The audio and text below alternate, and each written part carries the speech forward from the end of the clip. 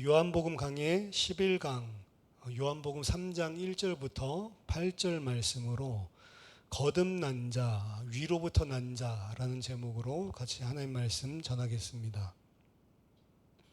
예수님은 오늘 본문 이전 요한복음 2장에서 기존의 예루살렘 성전 무력화 사건을 통해서 종말에 이르실 하나님의 참 성전은 인간의 죄악으로 말미암아 더럽혀질 수 있는 그런 육신적인 이런 건물이 아니고 바로 예수 그리스도 자신이심을 선언하셨습니다.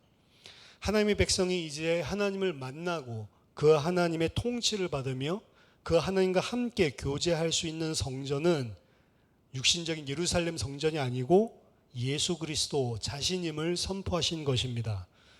사람들은 예수님이 행하신 그 표적을 보고 믿었지만 예수님은 그들의 믿음이 온전한 믿음이 아님을 아셨기 때문에 그들 속에 있는 것이 무엇인지를 아셨고 그들에게 자신을 의탁하지 않으셨습니다.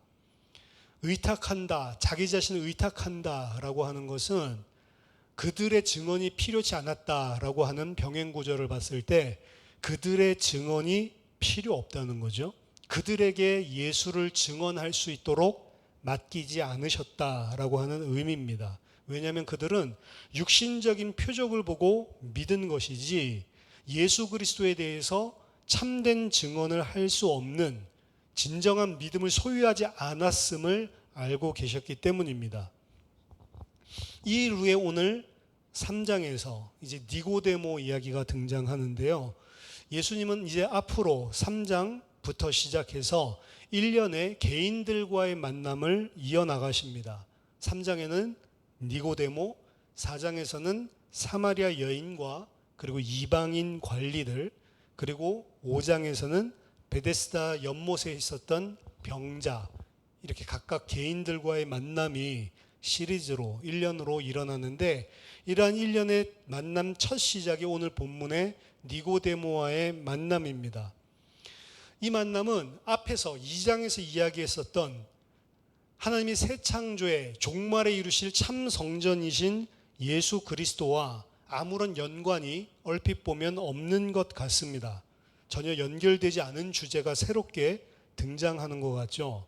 하지만 오늘 본문은 참 성전이신 예수 그리스도 안에서 하나님과 만나서 교제할 수 있는 하나님의 백성, 종말의 예수 그리스도 안에서 하나님과 교제할 수 있는 하나님의 백성은 과연 누구인가?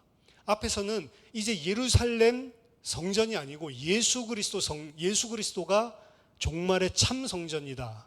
이 이야기를 하고 있다면 그럼 그 예수 그리스도라는 참 성전 안에서 하나님을 만나고 하나님과 교제할 수 있는 종말의 하나님의 백성은 누구인가라고 하는 것을 보여주고 있는 본문이기 때문에 긴밀한 연관성을 가지고 있다라고 볼 수가 있습니다.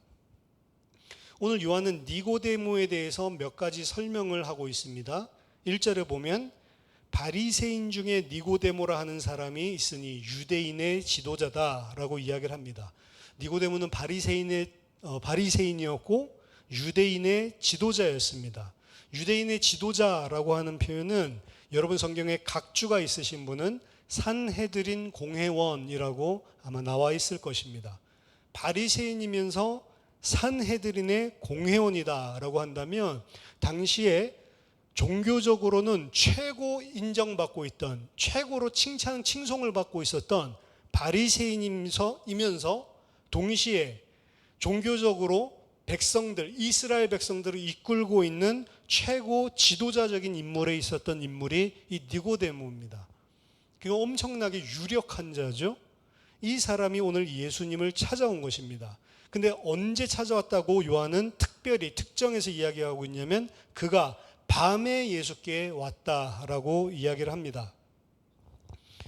그가 예수님을 밤에 찾아온 것은 물론 그가 사회적인 지위가 있기 때문에 아마 나이도 상당히 있었을 것으로 생각을 합니다. 30대 된 청년 앞에 무엇인가를 묻고 찾아오기에 아무래도 사람들의 이목을 피하기 위해서 밤에 예수님께 접근했다라고 하는 게 많은 사람들의 설명이죠. 물론 그렇게 그랬을 수 있습니다. 하지만 더 중요하게는 요한복음 1장에서부터 요한은 어두움 그리고 밤이라고 하는 표현을 그냥 물리적인 시간으로 표현하지 않습니다. 그것을 영적인 사건으로 이야기를 하고 있습니다. 빛이 어두움에 비치되 어두움이 깨닫지 못하더라. 그러니까 어두움, 밤이라고 하는 것은 단순한 것이 아니라는 거죠. 영적인 상태라는 거죠. 가룟 유다가 예수님을 팔 생각이 사탄이 집어넣어서 예수를 팔러 나갈 때에도 요한은 시간을 특정하거든요. 그때가 바로 밤이었다라고 이야기를 합니다. 그러니까 이 니고데모가 유대인의 유력한 종교적인 지도자였고, 그리고 바리새인, 사람들에게 하나님 말씀대로 산다고 칭송받고 있었던, 어떻게 보면 최고의 당시에 종교적으로는 의인이죠. 이러한 사람이 주님께 찾아왔는데 요한은 무엇을 표현하고 싶냐면 그는 밤에 예수님을 찾아왔다. 이 생각을, 이 이야기를 하고 싶은 겁니다. 영적인 밤을 이야기하는 거죠. 영적인 무지입니다. 오늘 본문의 이 니고데모는 밤에 예수님을 찾아왔지만 그 자신이 가지고 있는 밤, 그 자신이 가지고 있는 영적 무지는 그가 알고 있던 것보다 훨씬 더 어두웠다라는 사실을 본문은 이야기를 하고 있는 것입니다. 니고데모의 예수님에 대한 인식은 그의 첫 인사에서 볼 수 있습니다. 랍비여, 우리가 당신은 하나님께로부터 오신 선생인 줄 아나이다. 하나님이 함께하지 아니하시면 당신이 행하시는 이 표적을 아무도 할 수 없기 때문입니다. 라고 오늘 니고데모가 이야기를 합니다. 니고데모는 예수님께서 그 앞전에 예루살렘에서 행하신 표적들에 근거해서 이 예수님을 일반적인 평범한 선생이 아니라 하나님께로부터 오신 선생이다 라고 고백을 하고 있습니다. 하지만 요한이 이 고백을 통해 드러내고자 하는 것은 니고데모의 이러한 인식이 잘못된 것, 실패한 것이라는 것을 보여주기 위한 것입니다. 그게 바로 밤의 생각이라는 거죠. 왜냐하면 니고데모는 예수님을 표현할 때 그냥 랍비 혹은 선생님이라고만 표현을 했죠. 선지자라고도 하지도 않았습니다. 더더군다나 그 선지자 혹은 메시아라고 하는 고백은 더더욱 하지 않았죠. 단지 하나님의 강력한 능력을 수여받은 하나의 선생 정도로 이해하고 있었다. 그리고 그것이 니고데모의 영적인 어두움이다 라고 하는 것을 나타내고 있습니다. 니고데모는 예수님에 대하여 분명히 강한 흥미를 가지고 있었지만 예수님이 바로 약속된 오실 그분이라는 신앙 고백을 하기에는 아주 거리가 소원한 상태였습니다. 물론 표면적으로는 아무것도 묻고 있지 않았지만 니고데모의 이러한 인사말은 사실상 암묵적인 질문, 왜 예수님을 찾아왔는지를 내포하고 있습니다. 예수님, 우리는 당신이 하나님께로부터 오신 선생인 줄 알고 있지만 니고데모도 의문이 있는 거죠. 당신이 누구십니까? 당신이 그 이상의 존재이십니까? 당신이 혹시 우리들이 바라던 그 선지자입니까? 당신이 바로 메시아입니까? 사실 이런 질문을 하고 싶어서 의문이 있어서 찾아온 거죠. 이전에 세례 요한을 찾아갔었던 바리새인 단원들처럼 또 예수님께서 예루살렘에서 행하신 표적들을 듣고 찾아왔을 때 그러한 의문이 분명히 존재했을 것입니다. 이에 대해서 예수님은 그의 암묵적인 질문 그 이상으로 오늘 답변을 하십니다. 사실상 많은 유대인들은 표적을 구했죠. 예수님께 그리고 요한에게 찾아오는 모든 자들이 다 너희들이 메시아인 표적을 보여달라라고 요구를 했습니다. 하지만 사실상 유대인들은 표적을 보여주어도 그 표적을 읽어낼 수 있는 능력이 없는 사람들이었습니다. 어떤 의미에서 니고데모도 유대인들과 같은 선상에 있다라고 볼 수가 있습니다. 그는 예수님이 하나님으로부터 오신 선생이라고 봤고 그 근거는 예수께서 행하신 표적들이었습니다. 니고데모는 예수님이 행하신 표적들로 인해서 자신은 예수님이 누구신지를 그 표적을 통해 본자인 것처럼 지금 이야기를 하고 있는 거죠. 이 표적들을 보니 당신은 하나님으로부터 온 자입니다. 하나님이 함께 하시지 않으면 이 일을 할 수 없습니다 라고 고백했기 때문에 이 표적들로 말미암아 예수님이 누구이신지를 본자, 자기 자신을 아마도 그렇게 생각하고 있었을 겁니다. 하지만 유대인들과 마찬가지로 니고데모는 그러한 표적을 보고서도 예수님이 실제 누구인지를 보지 못하는 상태, 밤의 상태에 있는 자였죠. 요한은 이 이야기를 하고 있습니다. 니고데모는 예수님께서 행하신 그 표적들 속에서 예수님이 누구신지 어느 정도 나는 봤다라고 생각을 하고 있지만 예수님은 이에 대해서 더 깊은 근본적인 답변을 하십니다. 어떻게 보면 이게 좀 이 동문서답 같이 하는 서로 통하지 않는 이야기, 이게 이 요한복음에 계속 많이 등장을 합니다. 하지만 예수님께서 대답하신 이 대답은 더 깊은 근본적인, 그리고 니고데모가 필요한 부분들을 사실은 찌르고 계시는 건데, 요한복음 3장 3절에 예수께서 대답하여 이르시되 진실로 진실로 내게 이르노니 사람이 거듭나지 아니하면 하나님의 나라를 볼 수 없느니라. 니고데모는 봤다라고 생각하고 있는데 예수님은 너는 보지 못했다라고 이야기를 하고 있는 것입니다. 진실로 진실로 내게 이르노니, 그럼 어떻게 해야 진짜 볼 수 있냐? 거듭나야만 볼 수 있다. 거듭나지 않고는 하나님의 나라를 볼 수 없다. 진짜로 보려면 사람이 거듭나야만 한다는 거죠. 그럼 앞에 유대인들과 바리새인들과 니고데모까지 왜 못 보고 있습니까? 거듭나지 않았기 때문에 지금 못 보고 있다라는 의미겠죠. 그럼 거듭나야 한다라고 하는 것은 무슨 의미인가? 개역개정에서는 거듭나야 한다라고 오늘 번역을 하고 있지만 거기에도 각주가 달려있죠. 거듭, again이라는 부사로 지금 해석을 해놨거든요. again, 다시 태어나다, 이렇게 해석을 해서 거듭나다, 이렇게 지금 해석을 해놨는데 각주에 그 거듭, again이라고 표현된 그 원어는 아노테인이라고 하는 헬라어입니다. 근데 이 아노테인은 again, 다시라고 하는 표현도 가지고 있지만, 의미도 가지고 있지만 위로부터, from above라고 하는 뜻도 가지고 있습니다. 그래서 오늘 개역개정 각주에 위에서라고 아마 풋노트가 달려 있을 겁니다. 거듭나야 한다, 혹은 어떻게 표현한다고요? 위로부터 나야 한다. 그럼 거듭나야 한다라고 해석해야 되냐, 위로부터 나야 한다라고 해석하냐? 요한의 아노테인을 사용한 용례를 찾아본다면 요한은 아노테인을 사용할 때 다시 태어난다라는 표현으로 사용하지 않고 항상 위로부터 태어난다, from above, 위에서부터 태어난다라는 표현으로 사용하고 있습니다. 오늘 3장 31절, 오늘 본문은 아니지만 같은 3장이죠. 3장 31절에도 아노테인이 등장하는데요. 위로부터 오시는 이는 만물 위에 계시고 땅에서 난 이는 땅에 속하여 땅에 속한 것을 말하느니라.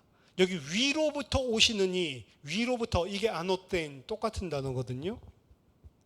요한복음 19장 11절에서도 예수께서 대답하시되 위에서 주지 아니하셨더라면 나를 해할 권한이 없으리니. 예수님이 그 재판당할 때, 마지막 신문당할 때 법정에서 하시는 이야기인데, 너희들이 나를 해할 수 있는 권리를 가지고서 어디서부터 왔다? 위로부터 왔다. 아노테인, 똑같은 단어거든요. 그러니까 요한의 아노테인이라고 하는 용례는 전부 다 위로부터라고 되어 있거든요. 그래서 오늘 본문 또한 예수님의 말씀에서는 위로부터라고 해석을 하는 게 더 적절한 것입니다. 근데 위로부터 나야만 한다, 사람이 위로부터 나지 아니하면 하나님의 나라를 볼 수 없느니라 라고 이해를 했는데, 말씀을 하셨는데, 니고데모가 이해할 때는 어떻게 이해했냐? 아노테인을 위로부터라고 이해를 하지 않고 다시 나지 아니하면, 이렇게 이해를 한 거죠. 그래서 4절에 니고데모가 사람이 늙으면 어떻게 날 수가 있습니까? 다시 난다는 게 도대체 무슨 말입니까? 모태로 들어갔다가 다시 나오는 게 가능합니까? 이렇게 물어보는 거죠. 이게 지금 밤의 상태라고 하는 것입니다.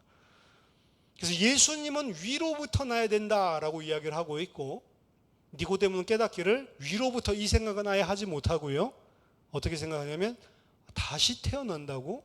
어떻게 그럼 모태에 들어갔다가 또다시 태어난, 이게 무슨 말을 하는 거지? 지금 이렇게 이야기를 하고 있는 거죠. 어떻게 해야 예수님이 누구신지 볼 수 있습니까? 오늘 예수님 말씀은 위로부터 출생한 자라야 볼 수 있다라고 이야기를 하는 겁니다. 하지만 니고데모는 이것을 다시 태어난다라고 하는 의미로 생각을 하고, 모태에 들어갔다가 어떻게 다시 태어날 수가 있지 사람이? 이렇게 물어보는 거죠. 그때 예수님께서 위로부터 태어난다는 말이 무엇인지 5절에서 다시 설명을 해줍니다. 진실로 진실로 내게 이르노니 사람이 물과 성령으로 나지 아니하면 하나님의 나라에 들어갈 수 없느니라. 자, 이 5절과 3절을 여러분이 비교해서 보면 진실로 진실로 내게 이르노니 똑같이 앞을 이야기하고 있죠. 그리고 나서 사람이 거듭나지 아니하면, 이 부분이 사람이 물과 성령으로 나지 아니하면 같은 표현을 하고 있는 것이고요. 그 다음에 하나님의 나라를 볼 수 없느니라, 이걸 하나님의 나라에 들어갈 수 없느니라 같은 표현을 하고 있는 겁니다. 다르게 표현했지만 병행으로, 패럴렐로 같은 이야기를 하고 있는 것입니다. 그래서 예수님께서 위로부터 난다라고 하는 것은 무슨 말이냐? 물과 성령으로 나는 것이다 라고 이야기를 하고 있는 것이죠. 그러면 물과 성령으로 난다라는 것은 무슨 말입니까?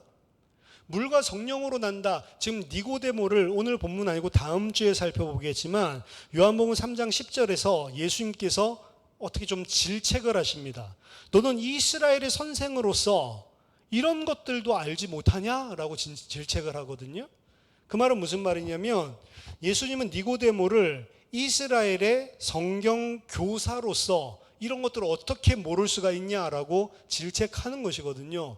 그만큼 니고데모는 어떻게 보면 종교적인 지도자 위치에 있고 하나님의 말씀을 가르치는 사람인데, 어떻게 네가 사람들을 이끌어야 될 교사가, 지도자가 이것도 알지 못하냐라고 질책을 하고 있는 거죠. 그렇다면 물과 성령으로 물과 그리고 성령으로 난다라고 하는 표현도, 사람들은 물은 우리가 예수 처음 믿을 때 세례받는 것, 뭐 성령은 그 위에 있을 성령 세례, 이런 식으로 이야기하는데, 물과 성령을 그렇게 오늘 본문에서 거기서 찾으면 안 되고요. 니고데모를 질책했다는 그 말을 근거로 봤을 때, 그때 당시에 성경은 신약 성경이 없었거든요. 그러니까 구약 성경에 나와 있는 본문에서 물과 성령으로 난다라고 하는 의미를 찾아보는 게 가장 적절한 것입니다. 그리고 구약 성경에서 물과 성령을 가장 명시적으로 함께 보여주고 있는 본문은 에스겔서 36장 25절부터 27절까지입니다. 에스겔서 36장 25절에서 27절을 제가 읽어드리겠습니다. 맑은 물을 너희에게 뿌려서 너희로 정결하게 하되, 곧 너희 모든 더러운 것에서와 모든 우상 숭배에서 너희를 정결하게 할 것이요, 또 새 영을 너희 속에 두고 새 마음을 너희에게 주되 너희 육신에서 굳은 마음을 제거하고 부드러운 마음을 줄 것이며, 또 내 영을 너희 속에 두어 너희로 내 율례를 행하게 하리니 너희가 내 규례를 지켜 행할지라. 자, 여기 보면 물과 그리고 새 영 혹은 내 영, 이렇게 표현을 하고 있죠. 물과 성령에 대해서 이야기를 하고 있습니다. 물은 무슨 일을 하냐면 우상 숭배와 각종 더러운 부정한 것을 정결케 하는 역할을 한다라고 이야기를 하고요. 새 영은, 성령은 사람들로 하여금 굳은 마음을 제거하고 부드러운 마음을 줘서, 새 마음을 줘서 그들이 마음으로 하나님의 율례를, 하나님의 말씀을 하나님께 순종할 수 있는 그런 사람이 되게 만드는 거죠. 그게 물과 성령입니다. 모든 죄를 너희에게서 깨끗하게 하는 물, 그냥 깨끗하게 하는 것에서 끝나는 게 아니죠. 성령으로 새 마음을 주어서, 부드러운 마음을 주어서 하나님의 말씀을 지켜 행하는데, 하나님께 순종하는데 어떻게 해요? 즐겨서 그 일을 행하는 자, 이걸 새 마음이라고 이야기하고 있는 거죠. 그 36장에 나와 있는 너희들을 죄에서 정결케 하고 너희들을 하나님의 율례를 쫓는 자로 바꾸는 이야기를 하고, 37장에 바로 나오는 그 물과 영으로 바꾸는 이야기가 에스겔 골짜기의 마른 뼈 이야기인 겁니다. 그래서 그 마른 뼈에게 생기가 들어가니까, 성령이 들어가니까 그들이 일어나고 온몸이 다 붙어서 살이 붙고 근육이 붙고 일어나고, 또 성령이 그들 속에 들어갔을 때 그들이 하나님의 군대가 돼서 일어나는 그 이야기를 보여주고 있죠. 36장의 이야기가 실제로 일어나면 무슨 일이 일어나냐? 마른 뼈들이 성령의 생기로 다시 일어나서 하나님의 군대가 되는, 여호와의 군대가 되는 것을 보여주고 있는 것입니다. 그 결론이, 그래서 37장 14절에 내가 또 내 영을 너희 속에 두어 너희가 살아나게 하고 내가 또 너희를 너희 고국 땅에 두리니 나 여호와가 이 일을 말하고 이룬 줄을 너희가 알리라. 자, 오늘 에스겔서 36장 37장의 말씀을 근거로 봤을 때 위로부터 난다라고 하는 것은, 물과 성령으로 난다라고 하는 것은 구약 선지자들에 의해서 약속된 종말론적인 정결함과 새롭게 함으로 말미암아 새롭게 하나님의 백성으로 태어남, 새로운 하나님의 군대로 출생함을 의미하는 것입니다. 그렇게 되지 않으면 너는 결단코 하나님의 나라를 볼 수 없다, 하나님 나라에 들어갈 수 없다라고 하는 것이죠. 니고데모의 경우로 우리가 생각을 해본다면 바리새인이고 공회원이었습니다. 그 말은, 만약 니고데모가 그 당시에 있었던 여타 다른 바리새인들과 같았다고 추정을 해봤을 때, 니고데모는 자기가 율법에 순종하는 삶에 있어서 아주 자신만만했을 것입니다. 자기 자신은 율법을 잘 지키고 하나님의 도를 따라 행하는 자라고 생각했기 때문에 자기 자신이 완전히 새롭게 태어나서 자신의 삶 전체가 정결케 되고 자신의 심령이 변화를 받아야만 한다라고 전혀 생각하지 못했던 부류가 바리새인이었고, 니고데모 또한 제 생각에 충분히 그러했을 것입니다. 자기 자신이 회개해야만 한다는 것을 생각조차 할 수 없었던 부류가 사실은 바리새인이었거든요. 바리새인이면서도 사회적인 명망이 높은 공회원, 자기 자신은 전혀 물과 하나님의 영으로 새롭게 거듭나야 될, 새롭게 태어나야 될 필요성을 모르고 있는 자라는 거죠.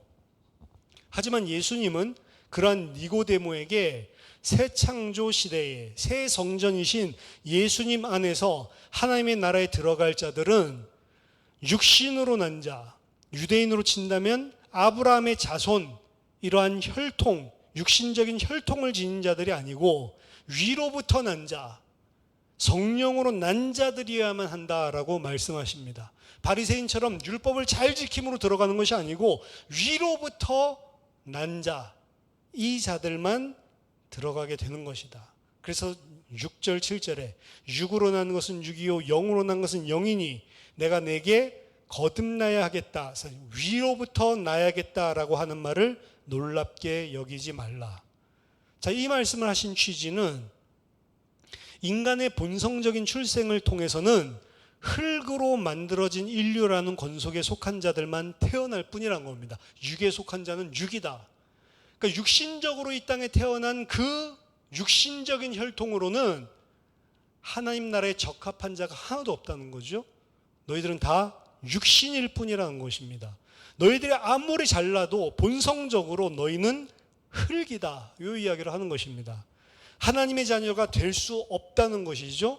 육으로 태어난 자를, 육으로 태어난 그 조건으로는 절대로 하나님의 자녀가 될 수 없다는 것입니다. 하나님의 자녀는 그래서 이제 아브라함의 혈통으로 태어났다고 해서 하나님의 자녀가 되는 게 아니라는 거죠. 이게 종말에 예수님 새 성전 안에서 하나님과 교제할 백성들의 속성에 대해서 이야기하는 겁니다. 이전까지는 어떻게 생각했죠? 아브라함이 자손이면 자동적으로 내가 하나님의 백성이 되는 줄 알았는데 이제는 그렇지 않다는 겁니다. 위로부터 태어나야만, 성령으로 태어나야만 하나님의 백성이 될 수 있다. 나는 지금 영으로 이야기하는 거다. 육으로 태어난 것은 육이고 그 육인 자는 절대로 하나님 나라 볼 수 없다. 영으로 태어나는 자가, 성령으로 태어나는 자가 영이고 그 자들이 하나님의 나라에 들어갈 수 있다라고 이야기하는 거죠. 여기서 이야기하는 육과 영은 인간 본성의 낮은 측면과 높은 측면 이렇게 이야기하고 있는 게 아니고 인간과 하나님계를 딱 구분하고 있는 거예요. 아무리 날고 끼워봤자 너희는 흙이다. 성령으로 나야지만 하나님의 자녀가 되는 것이다 라는 것을 분명히 하는 것입니다. 영으로 난 것은 영이니, 이거 둘 다 루아흐, 말하자면 여기는 푸시케라고 하는 성령을 쓰고 있는 건데, 앞에는 성령을 표현하는 것이라면 뒤에는 영을 이야기하는 건데, 성령으로 난 것은 영이니, 여기서 뒤에 영을 어떤 모호하거나 단지 기능적인 방식을 가진 것으로 이해해서 성령으로 난 것은 영적이다 이렇게 이야기하는 게 아닙니다. 본질을 이야기하는 거예요. 성령으로 난 자가 바로 영이다 라고 이야기를 하는 겁니다. 그 영이라고 이야기하는 것은 개과천선하는 것이 아니고 완전 새로운 피조물, 하나님과 소통할 수 있는 존재. 인간은 그게 안 된다는 거죠. 육으로 난 것은 그냥 육, 그거 가지고 하나님과 소통할 수가 없다. 성령으로 난 자가 영이다. 하나님과 소통하는 완전히 새로운 본성, 새로운 창조물이다 라고 이야기를 하는 것입니다. 마지막 8절에 바람이 임의로 불매, 이 바람도 푸뉴마거든요. 푸뉴마가 바람, 입김 혹은 성령 이런 의미를 가지고 있는데, 푸뉴마는 여기서 바람으로 사용되는 용례가 등장하지만 신약에서 푸뉴마는 거의 100% 성령입니다. 바람과 유비시켜서 지금 예수님 설명합니다. 근데 단어는 똑같아요. 헬라어로 보면 푸뉴마가 바람이 임의로 불매, 네가 그 소리는 들어도 어디서 와서 어디로 가는지 알지 못하나니 푸뉴마로 난 사람도 그러하니라. 그러니까 바람을 대비해서 푸뉴마, 성령으로 난 사람도 똑같다라고 이야기를 하는 거죠. 예수님은 푸뉴마라는 같은 단어로 바람과 성령을 유비로 여기서 설명을 하고 있습니다. 더 정확하게는 바람의 효과와 성령의 효과들 간의 유비를 이끌어내고 계십니다. 자, 바람은 인간이 보이지도 않고요, 눈에 통제할 수도 없고요, 이해할 수도 없는 것입니다. 오늘날 기상학이 발전했지만 심지어 기상학에서조차도 명확하게 이해할 수가 없습니다. 그래서 일기예보가 계속 틀리는 거죠. 조금이라도 잘못 측정된 것이나 조금이라도 빠뜨려 먹은 어떤 수치가 있으면 나비 효과를 일으켜가지고 전혀 예측할 수가 없는 방향으로 흘러가는데, 바람에 대한 것들을 정확하게 모든 것을 다 데이터를 집어넣을 수가 없는 것이거든요. 바람은 인간이 통제할 수도 없고 이해할 수도 없는 영역입니다. 1세기라면 더더욱 그러했겠죠. 하지만 바람을 이해하지 못한다고 해서 그 효과를 모르는 건 아니죠. 우리는 바람의 소리를 들을 수 있고 흔들리는 풀들을 볼 수가 있고 구름이 빨리 움직이는 것들을 볼 수가 있고 거센 폭풍 앞에서는 바람이 오는 것을 보고 피하기도 합니다. 성령의 경우도 마찬가지입니다. 우리는 성령을 볼 수도 없고 이해할 수도 없고 통제할 수도 없습니다. 하지만 이것이 성령의 효과들을 목격할 수 없다는 것을 의미하는 것은 아니죠. 성령이 역사하시는 곳에서 그 효과들은 부인할 수 없을 정도로 실제로 분명히 나타나기도 하기 때문에 그렇습니다. 마른 뼈들 위에 하나님이 영이 임했을 때 그 마른 뼈들이 살아나서 여호와의 군대가 되었죠. 그들의 기원과 그들의 목적지는 인간의 결정이나 남편의 뜻에 있는 것이 아니고 보이지 않는 하나님 안에 있는 것입니다. 왜냐하면 그들은 하나님으로부터 난 자들이기 때문에 그렇습니다. 이렇게 새롭게 위로부터 태어난 그들은 다름 아닌 여호와의 군대가 되었죠. 그 군대, 군사라고 하는 것의 특징은 무엇이냐? 디모데후서 2장 4절에 보면 병사로 복무하는 자는 자기 생활에 얽매이는 자가 하나도 없나니 이는 병사로 모집한 자를 기쁘게 하려 함이라. 자기 생활에 얽매여 사는 것이 아니고 자기 생활에 얽매여 사는 군사는 하나도 없다.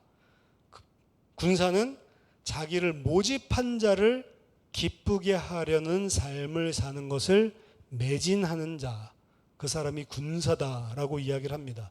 에스겔에 의하면 그러한 군사는 굳은 마음을 제하고 부드러운 마음을 가지고 주님의 말씀을 기쁨으로 따르는 자들입니다. 자기 뜻을 따라 사는 것이 아니고 주님의 말씀을 기쁨으로 따르는 자죠. 이것이 위로부터 난 자, 물과 성령으로 난 자들의 특징이 되는 것입니다. 보이지도 않고 이해할 수 없는 것도 있지만 그들에게서 나타나는 특징은 뭐라고요? 자기의 사사로운 삶에 얽매이는 것이 아니고 자기를 모집한 자, 자기를 살려주신 하나님, 그분을 위해 기쁨으로 그분을 기쁘시게 하기 위해서 사는 자들이라는 거죠. 이렇게 위로부터 난 자들이 바로 새로운 성전이신 예수 그리스도 안에서 하나님을 만나고 하나님과 교제할 하나님 나라의 백성인 것입니다. 더 이상 아브라함의 육적인 혈통이 중요치 않고요. 이방인이든지 유대인이든지 위로부터 난 자들이 하나님의 백성이 되는 것입니다. 바리새인들은 철저한 율법 지킴으로 하나님 백성이 되는 줄 알았지만 그렇지 않습니다. 그들의 율법 지킴이 부족합니다. 그들의 율법 지킴으로는 하나님 자녀가 될 수 없습니다. 본질적으로 본성적으로 다른 것입니다. 세리 창기 죄인들이라 할지라도 만약 그들이 위로부터 난 자들이 된다면, 난 자들이라면 그들이 하나님의 백성이 되는 것입니다. 에스겔의 예언은 예수 그리스도 안에서 성취될 것이었습니다. 예수님은 성령의 역사를 통해 새롭게 태어나는 이스라엘을 창조하실 것입니다. 이것이 1장부터 요한이 계속 이야기를 하고 있는 내용입니다. 성령의 역사에 의해서 위로부터 태어나는 사람, 위로부터 출생하는 사람만이 새로운 성전 안에서 하나님의 새로운 백성이 되고 하나님과 교제하고 그분의 뜻을 기쁨으로 실천하는 참된 축복된 삶을 살게 될 것입니다. 그것이 요한복음에서 위로부터 난다, 물과 성령으로 난다라고 하는 의미이고 그것을 또 다른 표현으로 요한은 영생을 얻는다라고 이야기를 하는 겁니다. 영생을 얻는다, 생명을 얻는다라고 하는 말은 위로부터 나서 어떻게 바뀌어요? 하나님을 즐거워하고 기뻐하고 그분의 뜻을 따르는 그들이 가지고 있던 굳은 마음이 제해지고 부드러운 마음이 생기고 주의 율례를 기쁨으로 온 힘을 다해 즐기는 그러한 자들이 된다는 것이죠. 자, 오늘 본문 통해서 세 가지로 정리하고 마치겠습니다. 먼저 첫 번째는 예수님을 믿는 사람은 주님이 새롭게 여시는 새 창조의 축복을 새 성전 되신 주님 안에서 누리는 자들입니다. 근데 그 새 성전에서 하나님의 백성된 새 창조의 축복을 누린다는 것은 무슨 의미냐? 하나님의 다스림과 통치를 기쁨으로 받아 누린다라고 하는 의미입니다. 성경에서 이야기하는 영원한 생명, 그리고 그 영원한 생명을 가진 자에게 오는 축복은 뭐냐면 하나님의 통치와 다스림을 기쁨으로 순전함으로 받아 누리는 삶을 이야기하는 거예요. 그걸 성경은 복이라고 이야기하는 것입니다. 이 세상에서 부를 축적하고 세상에서 남들이 부러워할 만한 지위와 자리와 힘을 가지는 것을 성경은 복이라고 이야기하지 않습니다. 하지만 그 가치관 안에서 사는 자를 성경은 거꾸로 죽은 자라고 이야기를 하는 거예요. 반대로 생명을 가진 자는 그 가치관에서 빠져나온 자들이죠. 왜 표적을 보고 예수님을 믿은 자들임에도 불구하고 예수님은 그들에게 의탁하지 않으셨냐? 그들은 세상의 가치관을 가진 자들이에요. 세상이 가지고 있는 복을 기준으로 알고 있는 자들이었고 그래서 예수님을 쫓아온 사람들이기 때문에 그들을 잘 아시는 주님은 그들에게 자신에 대한 증언을 맡기지 않으신 것입니다. 예수를 믿고 예수를 정말로 믿고 새롭게 거듭난 자들에게는 예수님이 자기 자신을 증언할 수 있도록 부탁하셨단 말이죠. 그 사람들은 어떤 사람들이냐? 이 세상적인 가치관에서 빠져나온 자들입니다. 참복이 무엇인지를 아는 자들이에요. 참복은 내가 세상에서 많은 것 가지고 높은 위치에 올라가는 것이 아니고 예수 그리스도 안에서 하나님을 즐거워하고 그 하나님의 통치와 다스림을 진짜 기쁨으로 순전함으로 받고 있는 상태, 그걸 보고 복이고 생명이라고 이야기를 하는 것입니다. 오늘날 우리나라 교회에 사실은 거짓 증언을 듣고 교회에 왔기 때문에 실망한 자들이 맞는 거예요. 교회 다니면 복 받는다더라, 예수 믿으면 이거 잘 될 거야 라고 거짓 증언이잖아요. 예수님은 그 자들에게 자기 자신을 증언할 수 있도록 맡기시지를 않았다니까. 거짓 증언이 훨씬 파워풀하고 효과적입니다. 하지만 비진리입니다. 다행히도 교회에 왔다가 복 받는다고 해서 왔는데 잘 안 됐기 때문에 안 다니는 게 더 나을지도 몰라요. 그 사람 문제를 발견할 수 있는 기회라도 있겠죠. 예수 믿으면 복 받을 거야, 너 건강해질 거야, 너 병 나을 거야 해서 왔는데 병이 나아 보세요. 진짜로 그 사람은 빠져나올 수 있는 길이 없는 것이죠. 자, 두 번째, 주님을 통해서 누리는 이 귀한 축복은 사람의 결단이나 의지로 되는 것이 아니다라고 오늘 본문은 이야기를 합니다. 성령으로만 그 사람의 마음을 바꾸고 성령이 새롭게 하셔야만 누릴 수 있는 복이라는 거죠. 가치관 바꿔야지 그런다고 되는 게 아니고 성령이 그들 속에 역사하고 성령으로 그들이 새롭게 되어야지만 그 생각이 자연스럽게 든다는 거죠. 돈이 좋고 육신적인 거 좋은데 아니야 이거 안 좋은 거야 한다고 안 좋아지는 게 아닙니다. 겉으로만 그러는 거죠.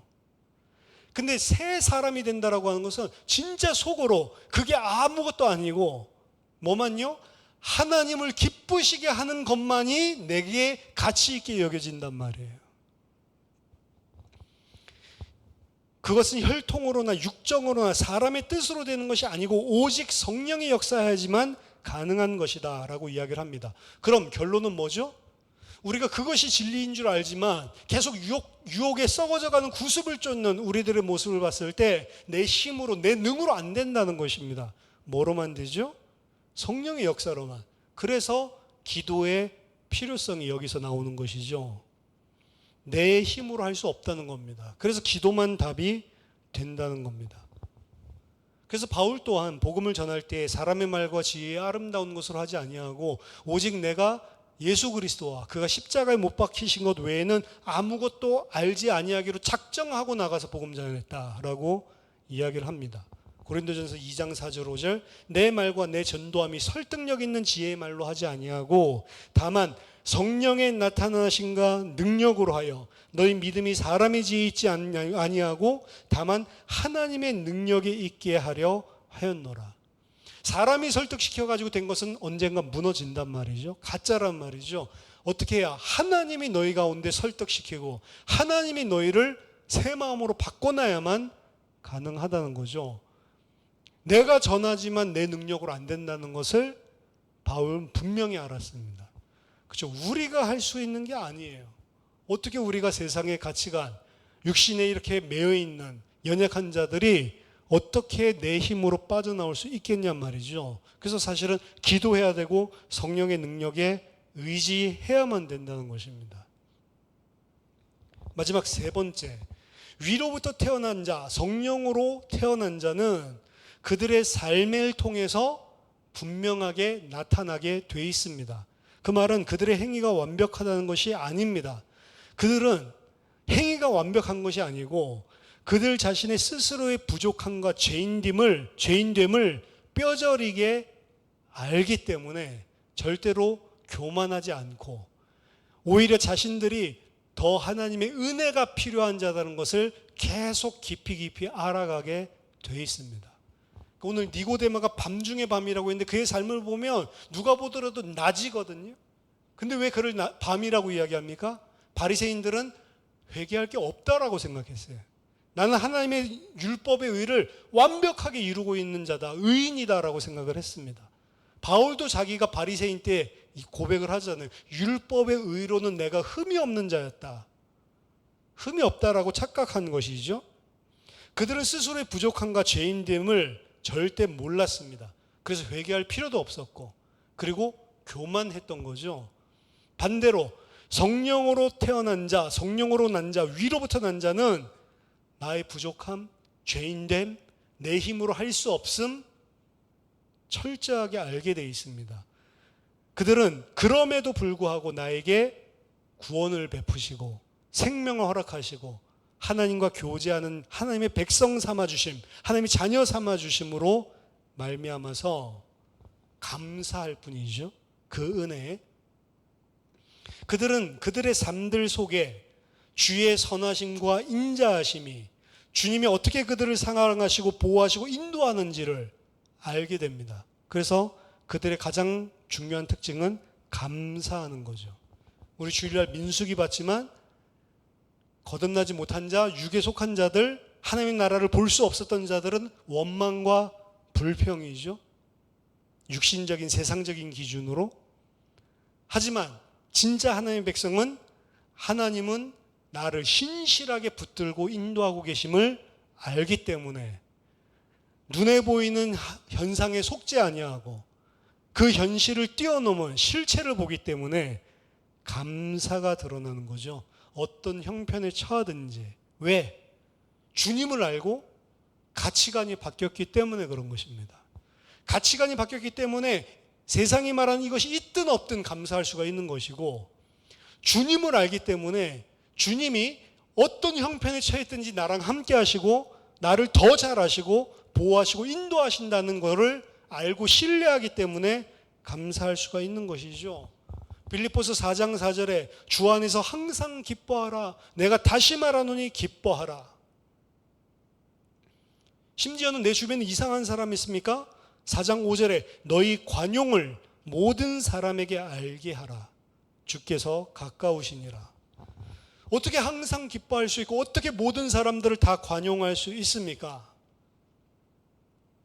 힘든 일이 있는데 내게 있는 이 처리해야 될, 없애버려야 될 문제들이 있는데, 빌립보서 4장 11절 13절 어떠한 형편에 있든지 내가 자족하기를 배웠노니 나는 비천함에 처할 줄도 알고 풍부에 처할 줄도 알아.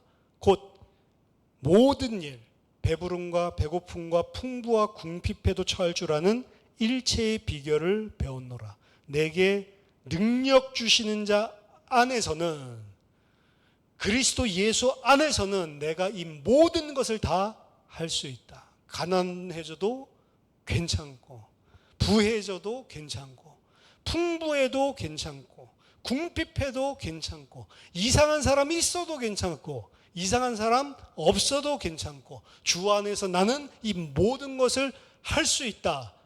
그렇기 때문에 기뻐하라. 내가 다시 말하노니 기뻐하라. 어디서만 가능합니까? 주 안에서만 가능한 것이죠.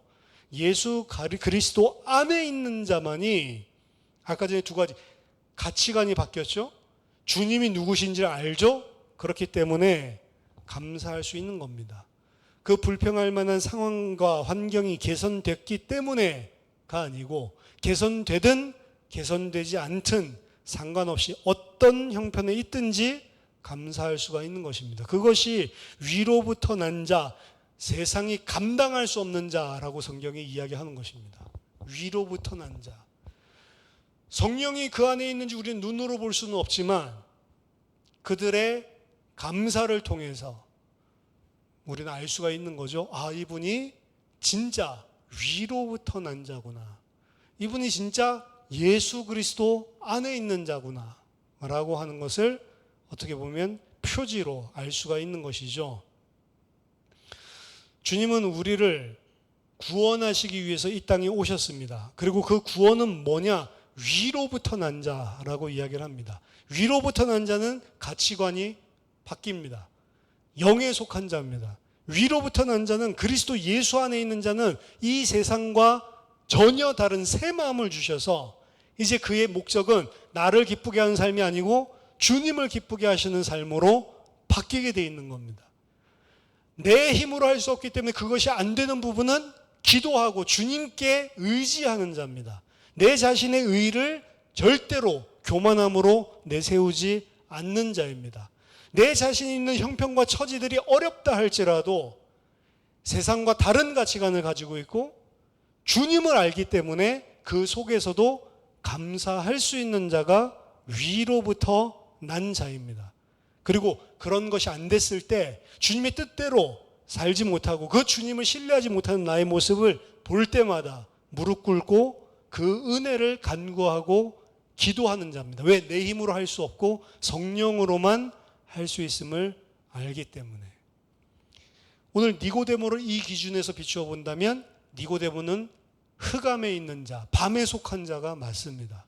저와 여러분들은 밤에 속했습니까? 낮에 속했습니까?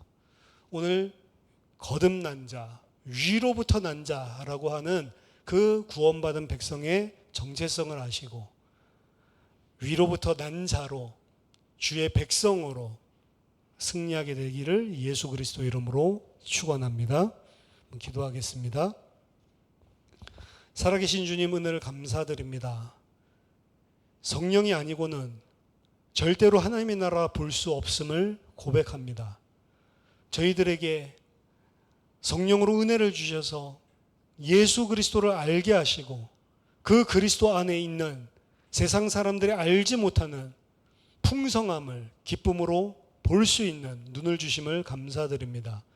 하나님, 저희들이 이 땅 살아가는 동안 한순간도 속지 아니하고 성령으로 말미암아 강건하게 하시고 하나님, 이 세상과 다른 가치관을 가지고 주님 앞에 무릎 꿇으며 어떤 형편에 처했든지 그리스도 안에 있기 때문에 감사하며 기뻐하는 주의 백성들 다 되게 하여 주시옵소서. 그래서 주님이 주의 이름을 우리에게 의탁할 수밖에 없는 주의 백성 되게 하여 주시옵소서. 예수 그리스도 이름으로 기도하옵나이다. 아멘.